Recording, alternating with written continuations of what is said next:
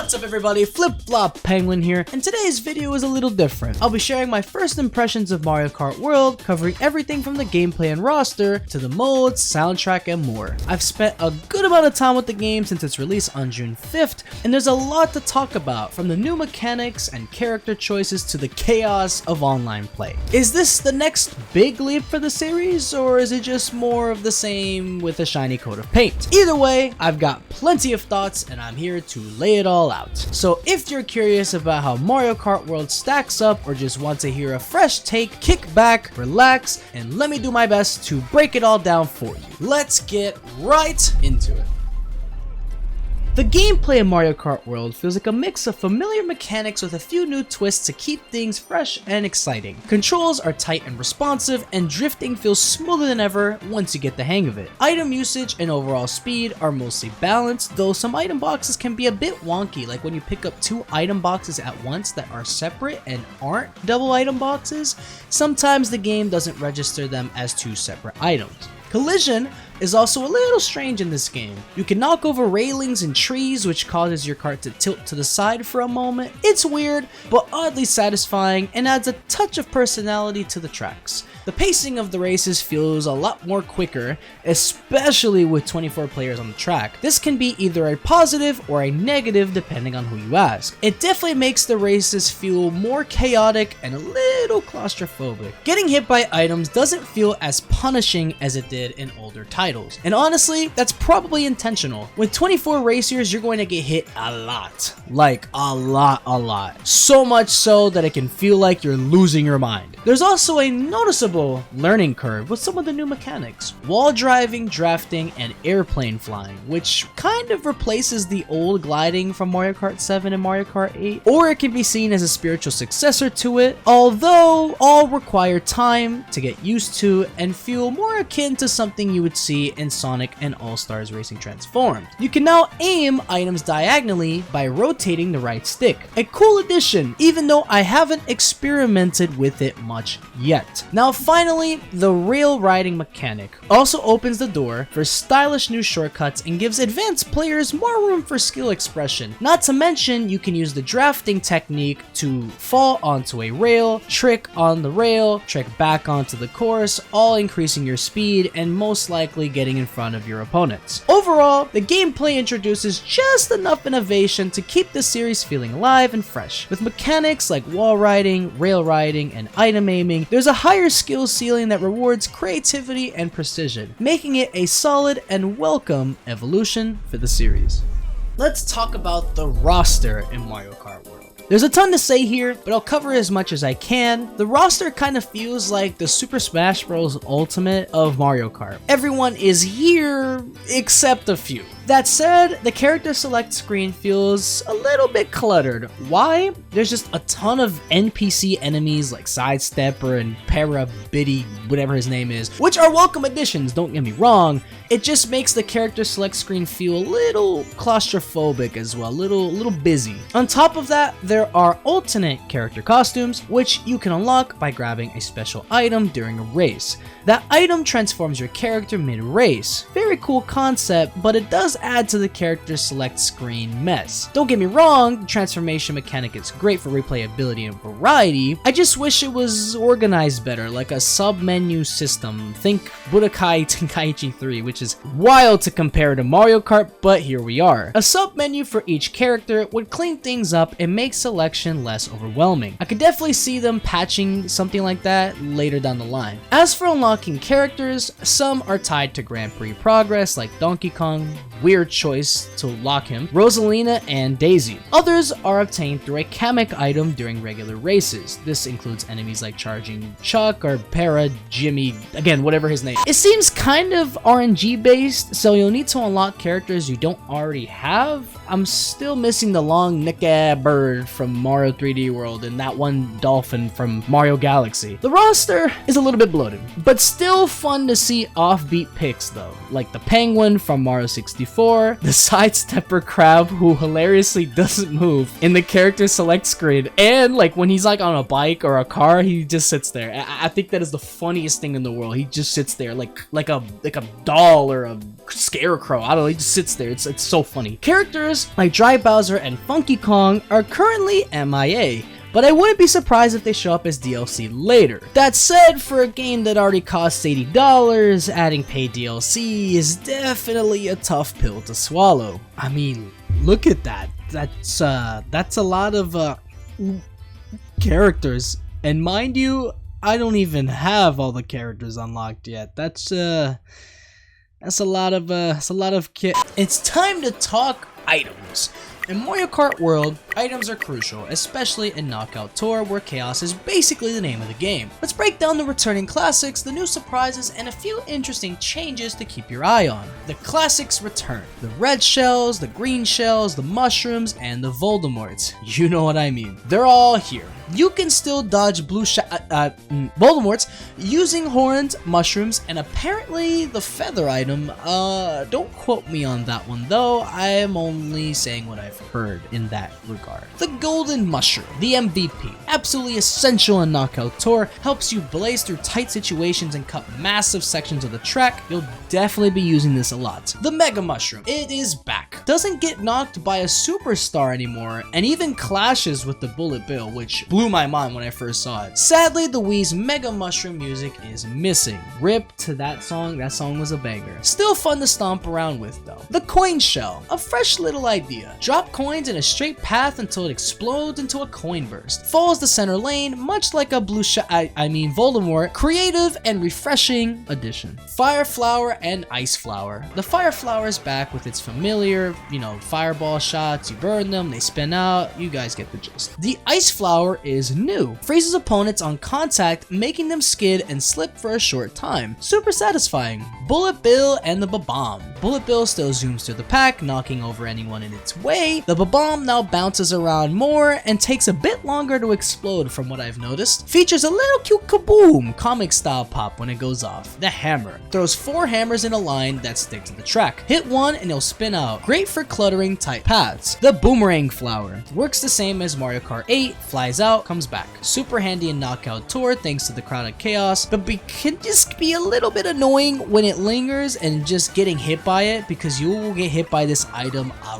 lot. I promise you, that's going to be one of the most annoying items on online Knockout Tour. Coin block. Gives coin and mini speed boost every time you hit it. Simple but effective. And a nice little throwback. Blooper and the Boo. Blooper now splashes ink right in the middle of your screen every time, no RNG, making it a bit more of a real distraction. Boo steals items and makes you invisible, letting you dodge hazards and sneak through danger as it always does. The horn returns from Mario Kart 8 and still destroys nearby items, protects you from Voldemorts, and blasts enemies away. Still one of the best get off me tools. The feather, a nice throwback, brought it from Mario Kart 8, first started in Super Mario Kart. Lets you jump super high, dodge traps, and pull off mid-air tricks. It can also be used to just dodge items from other players, and apparently even the Voldemort. Don't quote me on that. The Superstar. Invincibility, speed boost, and spinouts galore. Classic as ever, and still a thrill to get. Lightning. Shrinks everyone but you. You can crush shrunken players now, but the effects wear off faster than in older games, making it a bit less overpowered. A balanced nerf, if you ask me. The Kamek item. Pure chaos in a box. May spawn a herd of cows, a massive boom boom, or even turn your opponents into Mario enemies.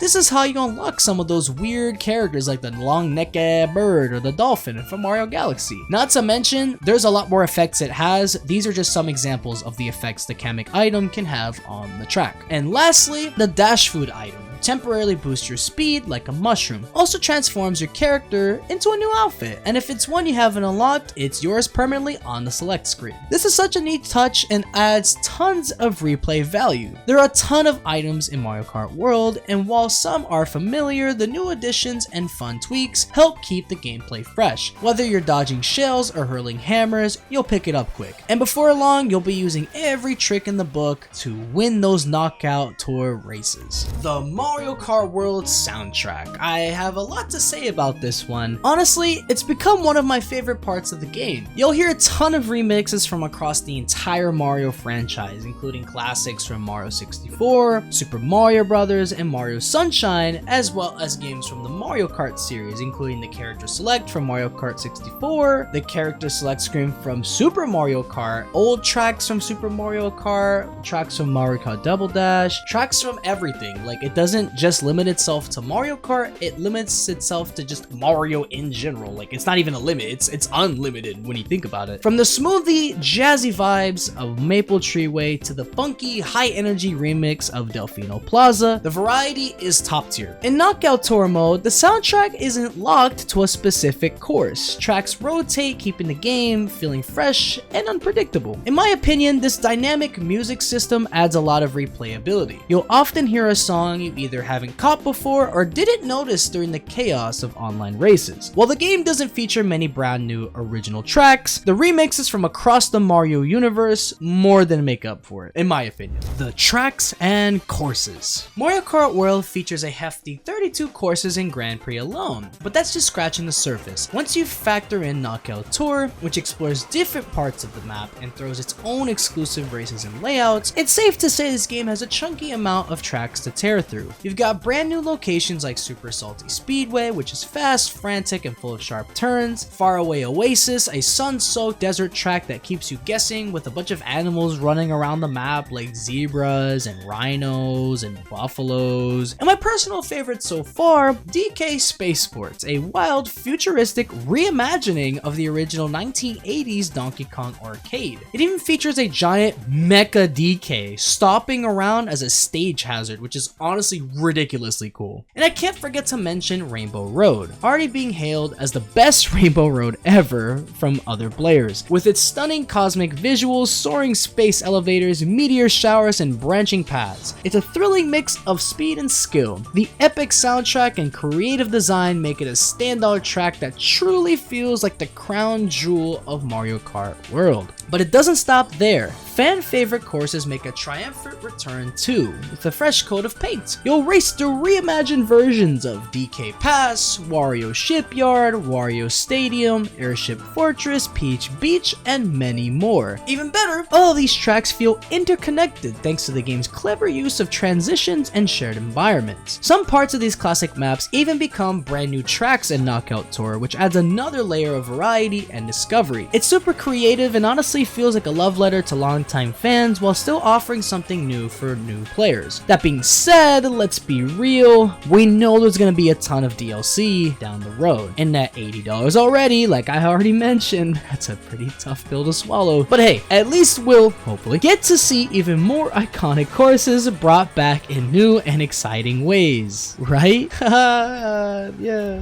Modes and the online. Mario Kart World offers a variety of modes to keep things exciting no matter what kind of racer you are. Whether you're hopping into Grand Prix, spinning through time trials, battling online chaos on Knockout Tour, or just vibing with friends, this game delivers. Grand Prix. Grand Prix is back, but this time with a very cool twist. Between each main race, you'll actually race on a transition route that connects one track to the next. Yep, you heard that right. These aren't just loading screens or cutscenes, they're full-on mini tracks that make the whole cup feel like a connected journey. It's a small touch, but one that adds a surprising amount of immersion and makes the world feel more alive and cohesive. It's like you're really driving from one location to the next. And while on the topic of Grand Prix, bonus fun fact, Mirror Mode is actually a hidden unlockable in Mario Kart World, and it comes with a neat little surprise. When you unlock it, you'll get a bit of a short cutscene where Mario notices the L in Luigi's hat has flipped, all while they strike a pose on top of Peach's castle. And if you're a Mario Kart Wii fan, listen closely. You might catch a familiar tune playing in the background. It's a little subtle, but an awesome callback that's quite easy to miss. Standard races. Your classic online races are here too, and if you've played Mario Kart 8, you'll feel right at home. Players vote on a map, the roulette spins, and boom, you're off. The core gameplay remains fun and satisfying, even if it's not anything super new. Still, it's solid and reliable when you just want to get a few laps in. Battle mode. Battle mode has two familiar modes we've come to know. Balloon battle. Pop your opponent's balloons while keeping your own safe. You start with 5 balloons, but once they're gone, that's it. No second chances, you're out and you're stuck at 0 points. It's way more punishing than Mario Kart 8's half-point deduction system, which adds a little more tension to the games. Coin runners. Collect coins, steal them from others, and hold on tight till the timer runs out. Classic chaos. Honestly, battle mode feels like an afterthought. It feels like something the devs probably thought halfway or so through development, because it does kind of feel a little lacking. I mean, it is battle mode, but I'm not gonna lie, personally, I'm waiting for a little more variety. Like, where's Bomb Blast or Shine Thief or my personal favorite, Renegade Roundup? You know, here's hoping they make it into a future update for the game. Knockout Tour, the crown jewel. This is it, okay? The main event. If there's one mode that'll have you glued to your Switch or controller or whatever you're playing on, it's Knockout Tour. All right, this brand new mode is basically Mario Kart meets Battle Royale, and it's nuts in like the best way possible. Here's how it works. 24 racers start the race. You drive across multiple maps. After every checkpoint, 4 racers get eliminated. You either survive and move on, or get wiped off the track and move on to the next race. Only one winner stands at the end, and the road to victory is full of item spam, wild overtakes, and utter mayhem. It's intense, it's chaotic, and somehow you'll love every second of it. Unless you're getting Mario Karted. We don't talk about that. Honestly, I've barely touched the regular online races because Knockout Tour is just that good. It is just that good. Alright, that is that mode. Alright. The Friends mode. Wanna chill and race with your buddies? Friends mode has you covered. You can open a room, invite your pals, dive into whatever mode your group's in the mood for, be it races or battle mode. It's simple, smooth, and perfect for parties or weekend grinds. Final thoughts. Mario Kart World's selection of modes is one of its strongest assets. Between the immersive Grand Prix transition, the chaotic glory of Knockout Tour, and the reliable fun of standard races and battle mode, there's plenty to keep you coming back. But let's not sugarcoat it. Knockout Tour absolutely carries the online experience. It's fresh, highly replayable, and genuinely addictive. Whether you're a casual player or a die-hard Mario Kart veteran, there's something here for everyone, and that's what makes it so special. My final verdict. Mario Kart World shakes up the series with exciting new items like the Dash Food, the Coin Shell, the Ice Flower, and Kamek's chaos-causing surprises, keeping every race unpredictable and fun. The soundtrack is a standout, packed with incredible remixes from across Mario's history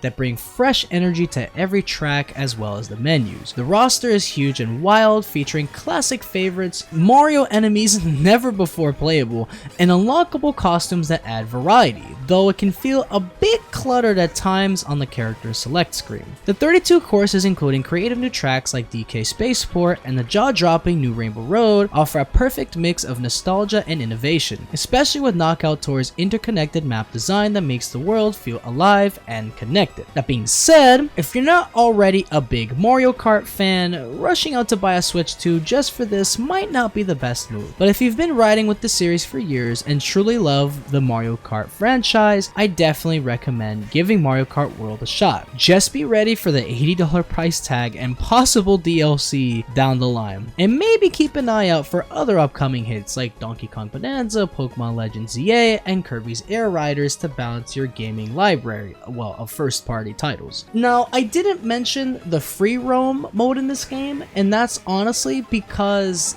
I feel like there's not much going on in that mode. Like, you know, you get some P-switches, you get some question blocks to get stickers, and you can put them on your vehicle, and that's cool. But I don't know, maybe it's because I kind of like the competitive aspect of it. Like, I just want to play with people, but I'm gonna keep playing it because it is kind of relaxing, and it's nice to have it there to relax. But for me, it wasn't, I don't know, I didn't really jive with it as much as I feel like I would, but I feel like a lot of players, maybe they will. And honestly, I recommend it for new players because it teaches you a lot about the game's mechanics, whether it be wall riding, tight jumps, the airplane mechanic, the rail riding, you name it. And that about does it for my first impressions of Mario Kart World. I had a blast diving into everything this game has to offer and sharing my honest thoughts with you all. If you've already played or are planning to, drop your opinions in the comments. I'd love to hear what you think. Don't forget to hit that like button if you enjoyed the video,